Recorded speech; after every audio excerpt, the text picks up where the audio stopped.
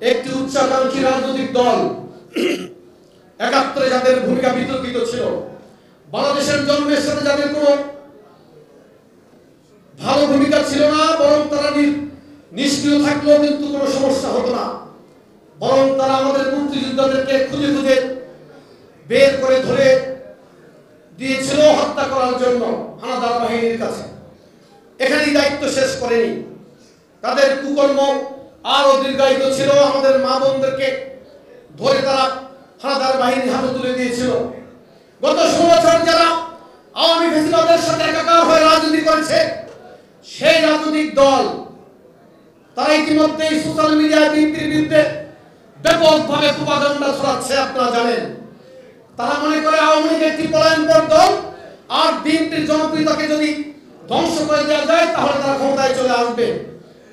দিবা স্বপ্ন দেখছে বন্ধুরা আমার। বাংলাদেশের মানুষ ইতিমধ্যেই তাদের মুখোশ উন্মোচন করে দিয়েছে।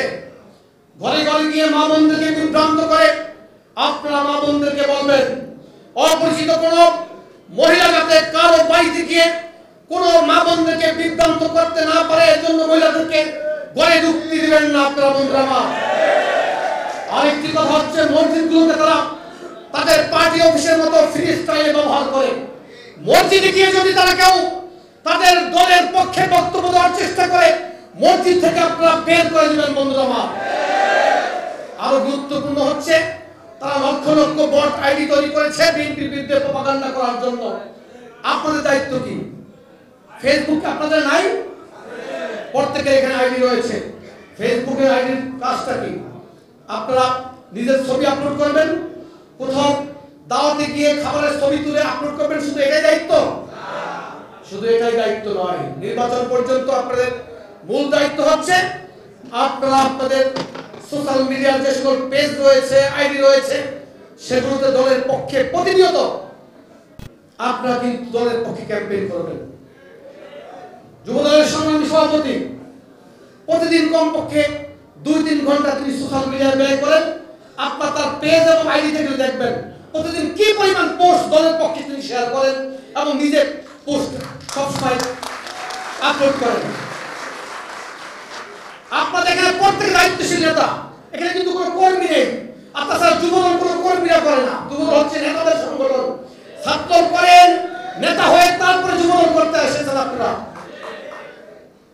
আপনারা যদি সোশ্যাল মিডিয়ায় দায়িত্ব পালন না করেন, উদাসীন আচরণ করেন, এই সুযোগটা যদি ওই ষড়যন্ত্রকারীরা গ্রহণ করেন, তাহলে আমাদের ঝুঁকি কি রয়েছে না? আমরা বিএনপিকে কি ঝুঁকিতে ফেলতে চাই? যদি ঝুঁকিতে ফেলতে না চাই, তাহলে আজকে থেকে শহীদ রাষ্ট্রপতি জিয়াউর রহমান সাহেব থেকে আরম্ভ করে দেশনেত্রী বেগম খালেদা জিয়া, তারেক রহমান, প্রত্যেকের কিন্তু বিভিন্ন রকমের নেগেটিভ রয়েছে পার্টির জন্য, দেশের জন্য। এগুলো আপনারা নিজেরা সরাসরি পোস্ট করবেন কিংবা শেয়ার করবেন, কমেন্ট করবেন, প্রয়োজনে নিজেরা পোস্ট তৈরি করবেন, লিখবেন।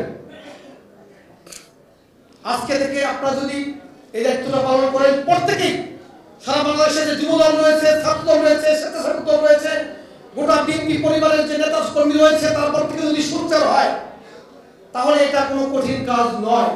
কিন্তু আমরা মনে করি যে আমি না করছি তাতে কি হয়েছে, বাকিরা তো করছে, আমি আগে আমার নিজের দায়িত্বটা পালন করি। প্লেটোকে জিজ্ঞেস করা হয়েছিল সর্বোচ্চ দেশপ্রেম কোনটি? তিনি বলেছিলেন, আপনার উপর অর্পিত যে দায়িত্ব রয়েছে, সেই দায়িত্বটা সুচারুরূপে পালন করাটাই হচ্ছে সর্বোচ্চ দেশপ্রেম।